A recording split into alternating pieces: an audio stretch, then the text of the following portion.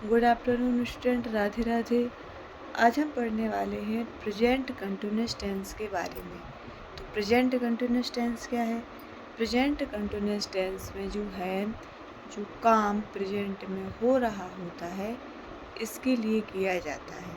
तो आइए इसको हम थोड़ा डिटेल में समझ लेते हैं कि वास्तव में प्रेजेंट कंटिन्यूअस टेंस का जो यूज है वो कहाँ किया जाता है। तो सबसे पहले तो हम इसका स्ट्रक्चर समझ लेते हैं कि इसका स्ट्रक्चर जो है वो कैसा बनता है। तो इसमें जो है स्ट्रक्चर में सबसे पहले आता है सब्जेक्ट, फिर उसके अकॉर्डिंग आती है इज, एम या आर में से कोई एक हेल्पिंग वर्ब, फिर जो मेन वर्ब है उसका आईएनजी फॉर्म प्लस ऑब्जेक्ट, और जो भी सेंटेंस बचता है वो लास्ट में आता है। अब इसमें क्वेश्चन है कि इज कब आएगा, एम कब आएगा और आर कब आएगा। वर्ब के आईएनजी फॉर्म हम जब वर्ब वाला चैप्टर समझाया था तो उसमें डिटेल से समझा दिया है कि वर्ब में आईएनजी लगाते समय क्या क्या चेंजेस करने पड़ते हैं, और आईएनजी वर्ब के फर्स्ट फॉर्म में ही लगाते हैं।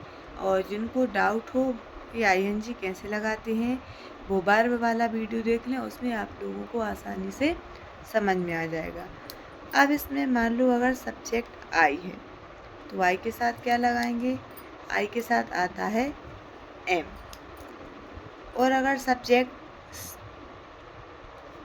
सी हो, ही हो, इट हो, किसी का नाम हो या फिर सिंगुलर नंबर हो, क्या हो? Singular number. तो इन सब के साथ क्या लगाते हैं हम? इन सब के साथ आता है इज। और अगर सब्जेक्ट यू हो, वी हो, दे हो और प्लूरल हो, क्या हो? प्लूरल हो, तो इन सब के साथ जो है क्या लगाते हैं हम? आर। सब्जेक्ट क्लियर हो ही गए होंगे।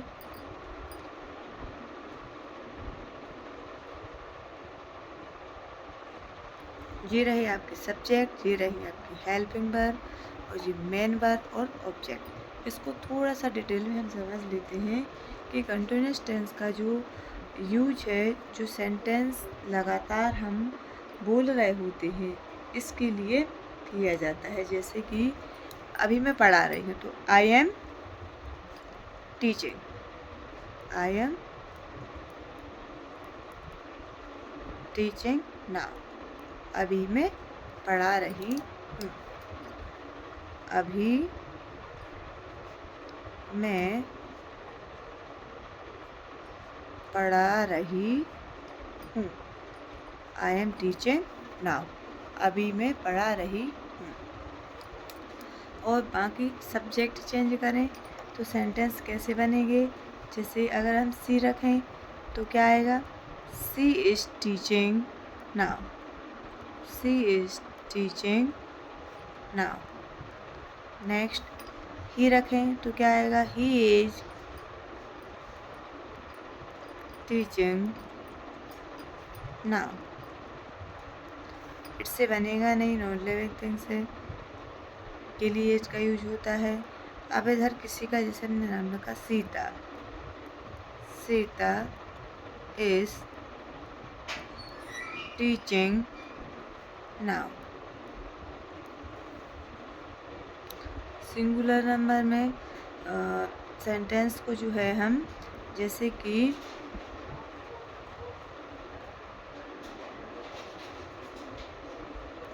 द चाइल्ड इज वीपिंग, बच्चा रो रहा है, तो ये सिंगुलर नंबर में आ जाएगा। Next you are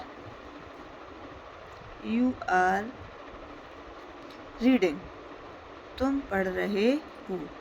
you are reading. वे खेल रहे हैं, they are playing, they are playing.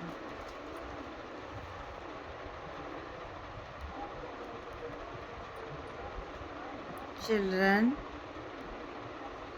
are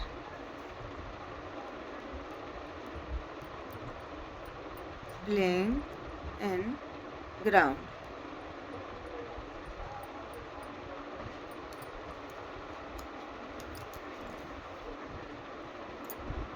I hope ये सेंटेंस आप लोगों को समझ में आ गए होंगे कि इधर जो है आई एम टीचिंग, तो आई के साथ एम लगाया है, सी के साथ एज, ही के साथ एज, और जो है सीता नाम है किसी का तो एज, चाइल्ड सिंगुलर है तो एज, यू के साथ क्या लगाया आर, दे के साथ भी आर, और चिल्ड्रन प्लूरल है इसलिए इसके साथ भी क्या लगाया हमने आर लगाया है।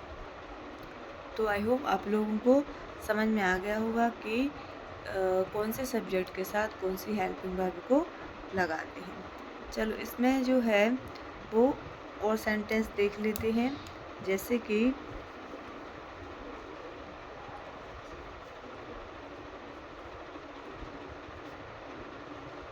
दे आर टॉकिंग, वे बात कर रहे हैं। राम इज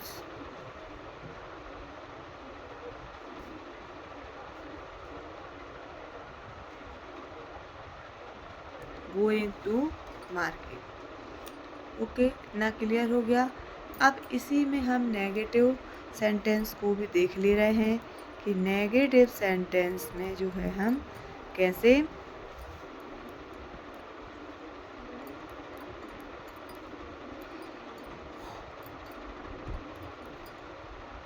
नकारात्मक वाक्य को हम इसी में देख ले रहे हैं। सीधे सिंपल सेंटेंस जो हमने एफर्मेटिव में यूज़ किए हैं उन्हीं को हम नेगेटिव में कैसे चेंज करेंगे।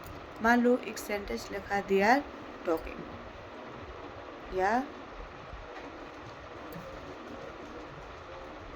दे आर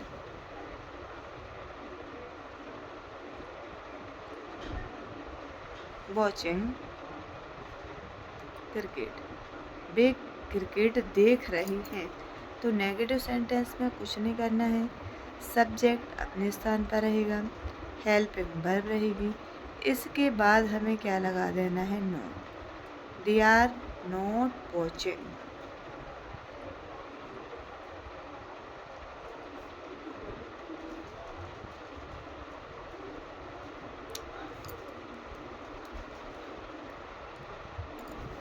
या हम सरल शब्दों में कहें तो इसका जो स्ट्रक्चर होगा वो subject plus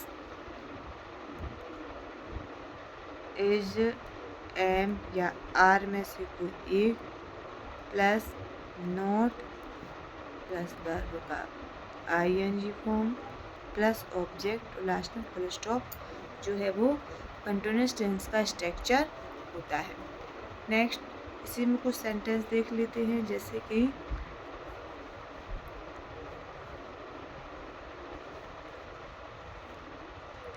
Ram is calling her, Ram उसे बुला रहा है। तो उसका नेगेटिव में बनाएंगे तो कैसे बनेगा, राम सब्जेक्ट है तो जो का त्यों रहेगा, इज उसी के हिसाब से वर्ब लगाएंगे।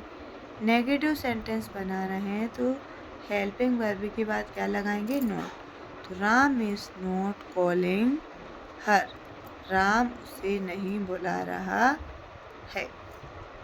Next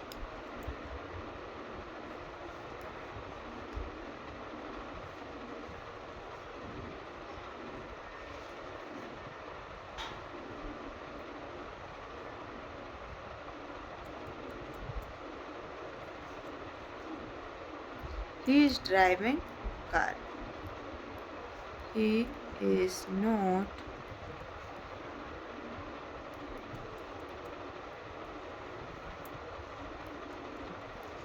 driving car. तो नेगेटिव सेंटेंस में जो है वो हमें हेल्पिंग वर्ब के बाद सेंटेंस का यूज जो है जो करना है।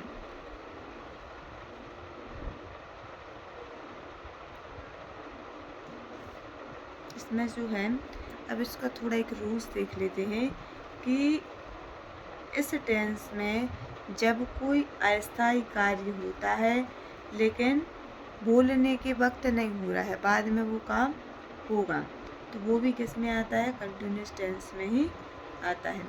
जो काम बोलने के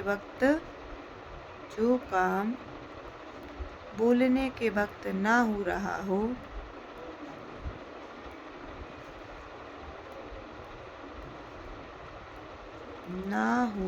हो, और कुछ समय बाद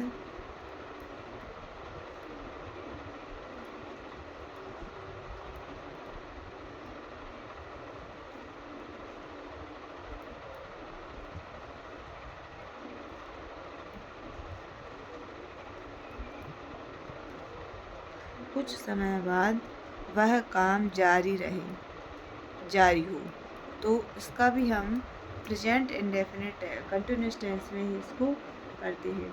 जैसे कि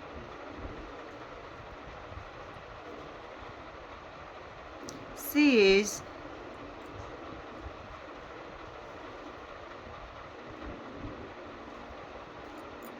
मेकिंग वीडियो, वह जो है वीडियो बना रही है। She is making video. दूसरा सेंटेंस है, जो काम बोलने के समय जारी ना हो लेकिन कुछ समय बाद वो हो जाए। जैसे कि I am living in a rented house, I am living in a rented house, मैं अभी किराए के घर में रह रहा हूँ। तो इस तरीके के सेंटेंस जो है वो कंटिन्यूस टेंस में ही हम पढ़ते हैं। नेक्स्ट, कुछ काम ऐसे हैं जो कि अभी नहीं होने वाले हैं लेकिन फ्यूचर में वो काम होंगे और इसका जो है वो निश्चित होता है। कुछ काम जो भविष्य में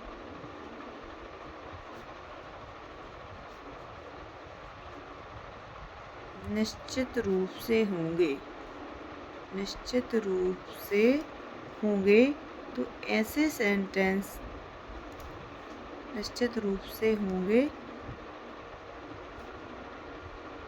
तो हम इनको कंटिन्यूस टेंस में ही पढ़ते हैं।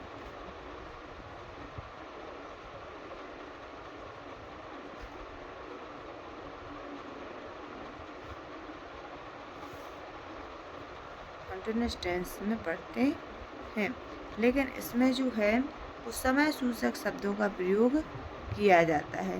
नोट में लिख लें कि समय सूचक शब्दों का प्रयोग किया जाता है। समय सूचक शब्दों का प्रयोग किया जाता है।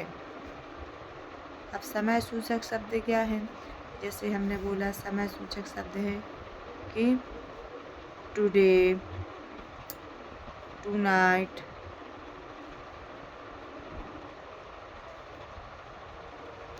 नेक्स्ट मंथ,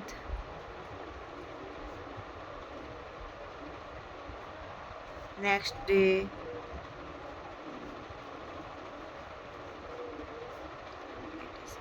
तो जिस समय सूचक शब्द जो है वो कहलाते हैं और इनका जो प्रयोग है वो कंटिन्यूस टेंस में होता है। जैसे कि आज मैं सागर जाऊंगा, आज मैं, आई एम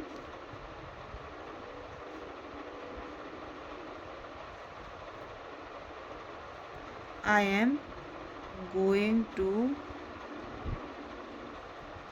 सागर टुडे, आज मैं सागर जाऊंगा। तो इस तरीके के जो सेंटेंस हैं वो कंटिन्यूस टेंस में ही इनको हम बनाते हैं। जैसे कि शी इज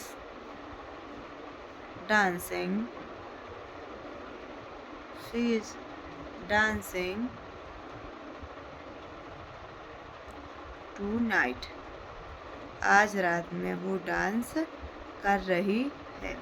तो इसमें जो है टुडे, टुनाइट, ये क्या है, समय सूचक शब्द हैं, इनका प्रयोग जो है वो किया जाता है कि आज रात में वो डांस करेगी। अभी नहीं कर रही है लेकिन निश्चित है कि वो करेगी। तो इस तरीके के जो सेंटेंस है वो प्रेजेंट कंटिन्यूअस टेंस में ही हम उनको बनाते हैं। लेकिन इसमें हमें याद रखना है कि टाइम इसमें वो पहले से देंगे कि कब हमें जो है इनको लगाना है। तो आई होप आप लोगों को प्रेजेंट कंटिन्यूअस टेंस आसानी से समझ में आ गया होगा। इसके कुछ इंटेरोगेटिव में भी वीडियो देख ले रहे थोड़ा सा।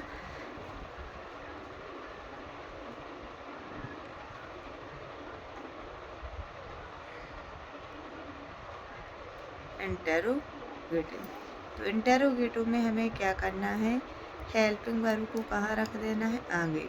तो इज, एम या आर में से आगे रहेंगे is,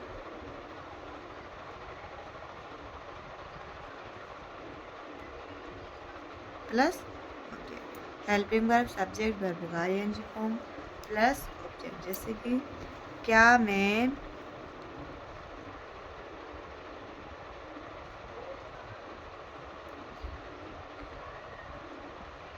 is C going there, क्या वह वहाँ जा रही है।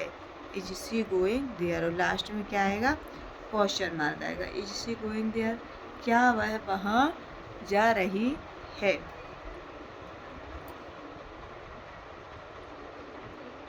इज राम प्लेइंग आउटसाइड, क्या राम बाहर खेल रहा है। तो इसमें जो है हेल्पिंग वर्ब को हमने कहाँ किया है, आगे किया है। तो वो इंटेरोगेटिव सेंटेंस में आते हैं। नेक्स्ट,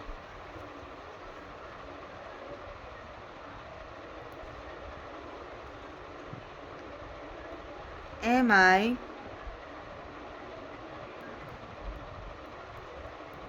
स्लीपिंग नाउ, क्या मैं अभी सो रही हूँ। नेक्स्ट,